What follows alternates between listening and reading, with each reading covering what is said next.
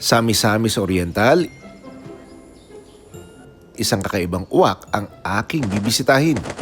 Ayan, para po sa mga nangako dyan na pagputi ng uwak daw, tutuparin nila, ito na siya, si Wari, isang puting uwak, no? Hindi maituturing na himala ang kaso ng Philippine Jungle Crow o uwak ng si Waray. Tinatawag itong albinism o isang pambihirang kondisyon kung saan kulang o halos walang melanin ang kanyang balat. Ang natural na pigment na nagbibigay kulay sa katawan ng tao at mga hayop. Yung pigment niya na itim, puti lahat dito sa kanya. Pati yung tuka, pati yung sa mata. So, big sabihin, this is an albino. Hindi naman talaga siya puti.